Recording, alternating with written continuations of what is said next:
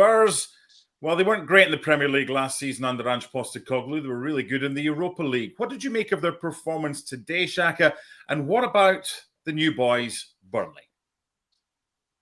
I'll start with Spurs. It's difficult to make a true and proper assessment because you are playing against one of the newly promoted teams and among the favourites to go straight back down in Burnley. That being said, all you can do is play against the opponent, opening day at home, new manager, fresh off a disappointment against PSG in European Super Cup. I wanted to see how they responded. And truth be told, I think the scoreline tells as much of a story as you need to know. I never felt that Spurs were in any real danger, and I know Burnley had certainly far more possession than I expected. I don't know where the final stat landed, but never really seemed to trouble Spurs, if I can say that. Probably the most awkward moment for Vicario was kind of his own making. A deflected shot that I thought he made more of than should have been. Other than that, it was Spurs looked the only winner throughout, and in the end, it took a new boy in Kudus down the right hand side to provide two assists for Richarlison, one of the older boys, and while there'll be a lot of focus on Richarlison's second finish, his first was also a very good one. So credit to Richarlison for his performance here. Much needed for Spurs. Good start to get the new season rolling. Yeah, I'm just looking at the stats here, and Spurs scored 3 from 6 shots on target. Burnley scored none and had 11 total shots. And look, it is a big step up for Burnley, but defensively, you can't really allow the cross to come in because Kudus was good at West Ham, but you just wondered, he's probably got the ability for a better team than West Ham. Spurs went and got him in, and he's got 2 assists today. He's a brilliant player, but you've got to be better from Burnley because he can cause so many problems. Without question. And listen, you're right. Kudus was very good for West Ham, very direct, and Spurs wanted that down their flanks, and they may yet add in before the close of this transfer window. I don't know if you're going to get any transfer speculation around Spurs, but Kudus certainly was the biggest threat. And to that point, if you're Burnley, if you're Scott Parker, and you're looking at how those first 2 goals came, you have to be. From a Burnley perspective, you have to be disappointed. No, we can talk about the brilliant play of Kudus. That's from a Spurs perspective. From a Burnley perspective, you have to be disappointed. The first, I thought Kudus was double teamed, got the benefit of a deflection, but then he gets onto the ball quicker. Defense drops off and leaves Kudus 1-on-1 with his man, and that's a recipe for disaster. In the second, again, Kudus was left 1-on-1 and just was having an absolute field day. That being said, as I mentioned off the top, the 2 finishes from Richarlison were really something special, especially the second. But from a Burnley perspective, you simply have to do better when you find yourself man on man with somebody like Kudus down the wide areas. I like Richarlison, but he can be a heck of a frustrating player to Yeah. watch, and I don't even support Spurs. But the fact that Solanke was on the bench and is probably the first choice, he went with this kind of 4-2-3-1 with Pat Matisar, Kudus on one side and Johnson on the other. From a Richarlison perspective, the fact he's got Solanke ready and waiting to come in, you don't lose the jersey when you score 2 goals. So when Solanke comes back in, where does Richarlison fit in? And is it a 4-2-3-1 that you think Thomas Frank will continue with? I think you don't change a winning team. And yes, as I said, again, off the top, you are playing against newly promoted Burnley, so it's difficult to make a full and proper assessment.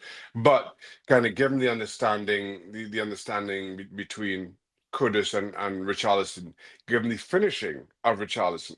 And while you could question maybe the finishing of Richarlison through not just his Spurs career, but I also did similarly when he was at Everton, on today's showing, you can't ask any more. And as a result, the nature of the game is possession is 9/10 of the law. And Mhm. Solanke, while I'm sure um, was penciled in as if fully fit as Spurs started throughout, and to your point, Mark, Richarlison maybe playing a supporting role. Given what we saw over the last 90 minutes, you simply can't you cannot drop Richarlison, Yeah. and I don't think there's any reason to change the formation, the setup. Is there anything obvious you've noticed that's different from Spurs under Thomas Frank than what we saw under Postecoglou? Well, I thought if we are talking about differences in Spurs, and again, Burnley aside, I'm more looking at the game against PSG, where I thought for a lot of it, they equipped themselves well. Mhm. Started off by pressing high up the park, had PSG under some trouble, obviously took the lead, but then as the game drew on, they dropped off and got deeper and deeper and just allowed PSG to pass the ball and dominate the game late on. No, that being said, losing, albeit even on penalties, to who I still think is Europe's best football team, and I can hear Chelsea fans screaming from where I am, but I stand by that. I think PSG are Europe's best team.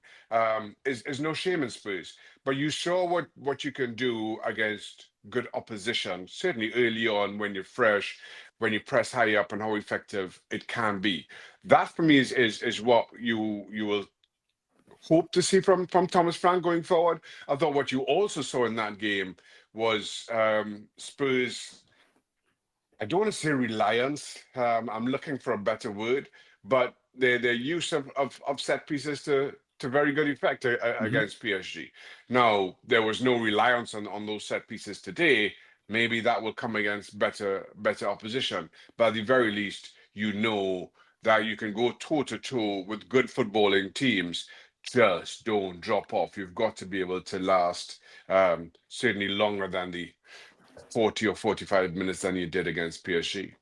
5 minutes ago or so, you suggested that we may be talking about transfers for Spurs. So let's do that because he started Thomas Frank with Archie Gray, who's can play in so many different positions alongside Berival, young, energetic, hungry defensive midfielder. Obviously, Rodrigo Bentancur coming off the bench. He's probably someone that's going to start most games. Mhm. So where do you think Spurs, if there was one area rather than one player, that you would like them to strengthen in that could take them from maybe top 10 to potentially challenging for a European spot via their league position next season?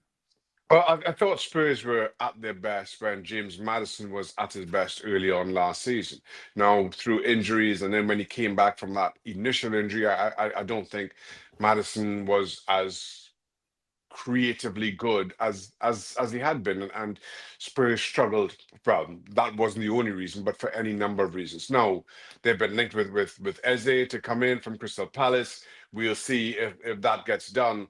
But Eze is a player I like a lot, and whether Mhm. you play him on the left hand side, whether you play him in behind that front one or front two. We see how things progress. I think he adds a level of creativity that Spurs probably haven't had since Madison was at his best.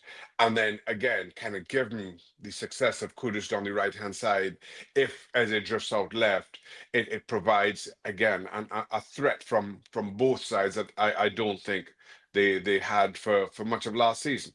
So if they are able to add Eze to the squad, I think it again takes them up a level. Whether it's enough to see them go from 17th to competing for top four, I'm not sure. But I think without question, if they can get the finishing that we saw today, and I know that's a very tall order, if they can get that with any kind of consistency, with that double threat wherever it does come from in Eze and Kudus, it makes Spurs a tasty prospect if they can avoid injuries and suspensions. Mm. I'm thinking Van de Ven and Romero respectively during the course of this season.